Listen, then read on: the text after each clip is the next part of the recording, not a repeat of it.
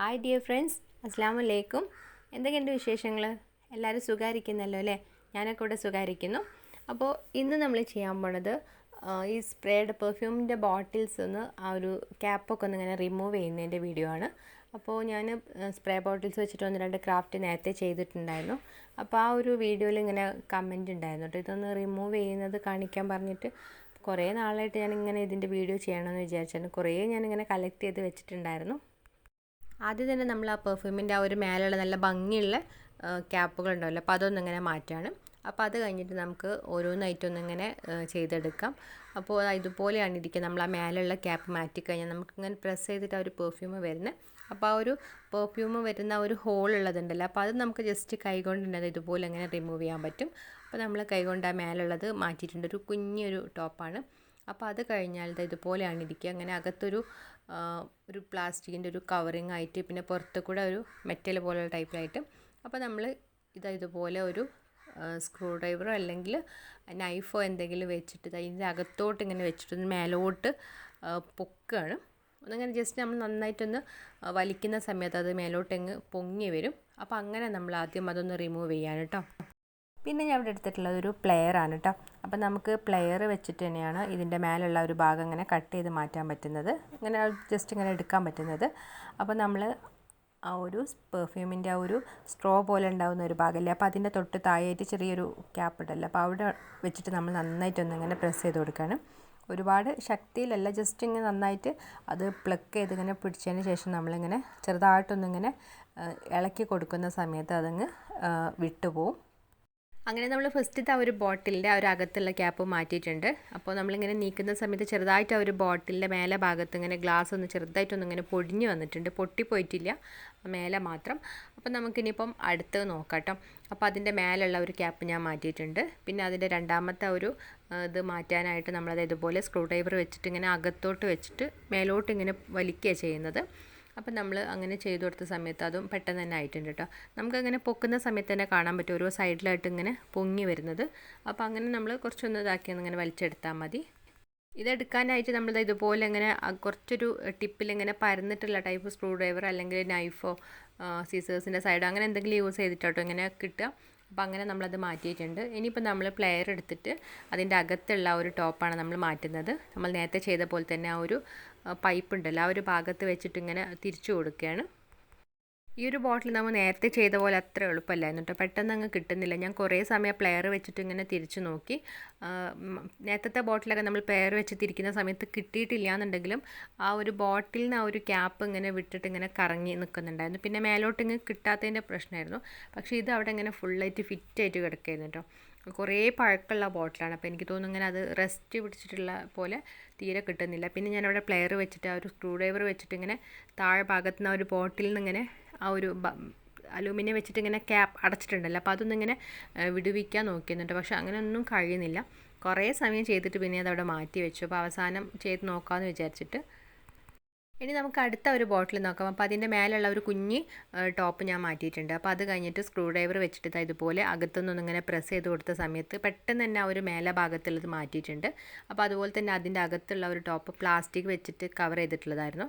അപ്പോൾ അതുകൊണ്ട് തന്നെ നമുക്ക് വളരെ ഈസി ആയിട്ട് തന്നെ ചെയ്തെടുക്കാൻ പറ്റിയിട്ടോ. നല്ല നീറ്റായിട്ട് പെട്ടെന്ന് തന്നെ നമുക്ക് ചെയ്തെടുക്കാൻ പറ്റിയിട്ടുണ്ട്.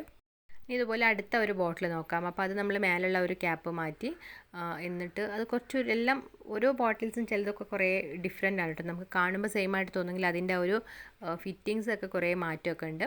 എന്നിട്ട് ഇതുപോലെ ആ ഒരു മേലെ ഭാഗത്തുള്ളത് ഇങ്ങനെ കിട്ടുന്നില്ല. എന്നിട്ട് പ്ലെയർ വെച്ചിട്ട് പിന്നെ ഞാൻ ജസ്റ്റ് സ്ക്രൂ ഡ്രൈവർ വെച്ചിട്ട് അതിൻ്റെ ആ ഒരു സൈഡിൽ നിന്നൊക്കെ ഇങ്ങനെ വിടുവിച്ച് കൊടുത്തു.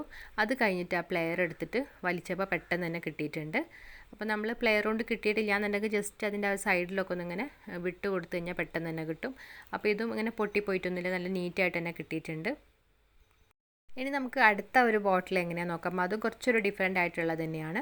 അപ്പോൾ ആ മേലുള്ള ടോപ്പ് മാറ്റിയിട്ടുണ്ട്. അപ്പോൾ അത് കഴിഞ്ഞിട്ട് നമ്മൾ സ്ക്രൂ ഡ്രൈവർ വെച്ചിട്ട് ആ ഒരു കവറിങ് ഒന്നിങ്ങനെ മാറ്റുകയാണ്. അപ്പോൾ അത് ബോട്ടിൽ ഇതുപോലൊരു കവറിങ് ആണ്. നേരത്തെ നമ്മളൊരു ഗോൾഡൻ കളറൊക്കെ അല്ലേ, അപ്പോൾ അതിന് പകരം ഇതുപോലൊരു കവറിങ് ആയിരുന്നു. അപ്പോൾ അത് കഴിഞ്ഞപ്പോൾ പിന്നെ അതിൻ്റെ മേലെ ആ ഒരു മെറ്റലുള്ളത്. അപ്പോൾ അത് ഞാൻ ഇതുപോലെ പ്ലെയർ വെച്ചിട്ട് ചെയ്യുന്നതിൻ്റെ മുമ്പ് ജസ്റ്റ് ആ ഒരു സ്ക്രൂ ഡ്രൈവർ വെച്ചിട്ട് അതിൻ്റെ സൈഡൊക്കെ ഒന്നിങ്ങനെ ജസ്റ്റ് ഒന്നിങ്ങനെ വിടുവിച്ച് കൊടുത്തു. പിന്നീട് ഞാൻ പ്ലെയർ വെച്ചിട്ട് ജസ്റ്റ് ഒന്ന് ഇങ്ങനെ പ്രസ് ചെയ്ത് നോക്കിയിട്ട് അപ്പോൾ ആദ്യം അത്ര പെട്ടെന്ന് അങ്ങ് കിട്ടിയില്ല. പിന്നെ ഞാൻ കുറച്ചുകൂടി ഒന്ന് ശക്തിയായിട്ടൊന്ന് ഇങ്ങനെ തിരിച്ച് നോക്കിയായിരുന്നു. പക്ഷേ ടോപ്പ് ക്ലിയർ ആയിട്ട് കിട്ടിയിട്ടുണ്ട്. പക്ഷേ അതിൻ്റെ കൂടെ തന്നെ നമ്മൾ ആ ഒരു ബോട്ടിലിൻ്റെ മേലെ ഭാഗത്ത് കുറച്ചൊരു ചെറിയൊരു പീസ് ഇങ്ങനെ കട്ടായിട്ട് പോയിട്ടുണ്ട്. ആ ഒരു ഗ്ലാസ് ഒരു ചെറിയൊരു പീസ് ഇതാ കട്ടായി പോയിട്ടുണ്ടായിരുന്നു. അപ്പോൾ കുറച്ചൊരു ഷാർപ്പാണ്. അപ്പോൾ നമുക്ക് അതിൻ്റെ മേലുള്ള ഒരു ബ്ലാക്ക് കവറിങ് ഉണ്ടല്ലോ, അപ്പോൾ അത് വെച്ചിട്ട് ജസ്റ്റ് ഒട്ടിച്ച് കഴിഞ്ഞാൽ അത് ഷാർപ്പ് നമുക്ക് കയ്യിലൊന്നും തട്ടൂല കേട്ടോ.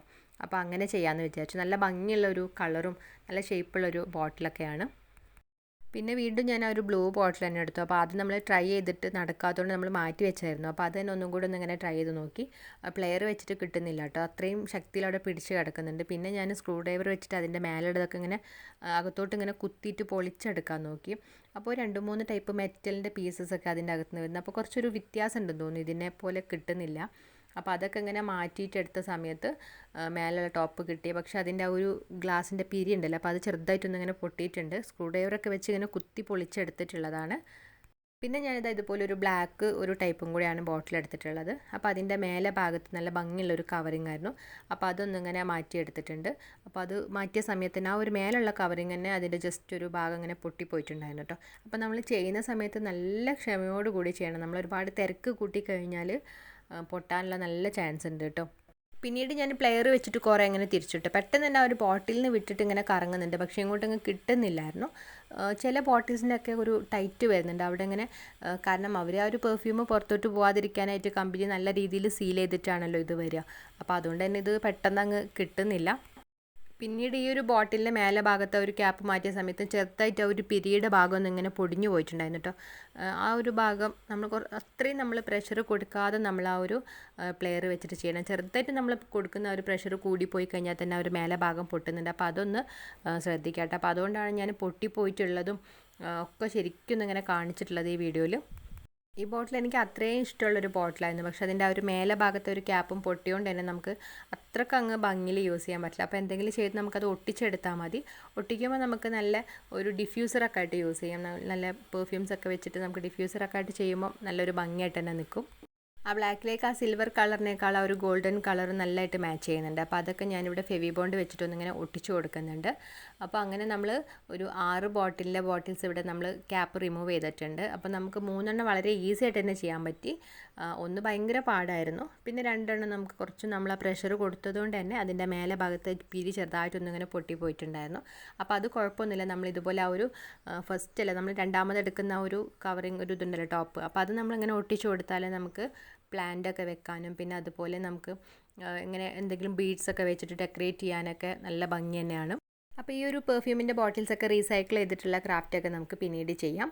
അപ്പോൾ ചില ബോട്ടിൽസൊക്കെ നല്ല ഭംഗിയാണ്, നമ്മൾ പെയിൻറ്റൊക്കെ ചെയ്യാതെ തന്നെ ചെയ്യുന്നതായിരിക്കും കേട്ടോ, കുറച്ചുകൂടി നല്ലൊരു ഭംഗി ഉണ്ടാവും. അപ്പോൾ അതൊക്കെ നമുക്ക് നോക്കിയിട്ട് പിന്നീട് ചെയ്യാം. അപ്പോൾ ഇന്നത്തെ വീഡിയോ നിങ്ങൾക്ക് എല്ലാവർക്കും ഇഷ്ടമായിട്ടുണ്ടാവുമെന്ന് വിചാരിക്കുന്നു. അപ്പോൾ അഭിപ്രായങ്ങളൊക്കെ ഒന്ന് എല്ലാവരും ഒന്ന് കമൻറ്റ് ചെയ്യണേ.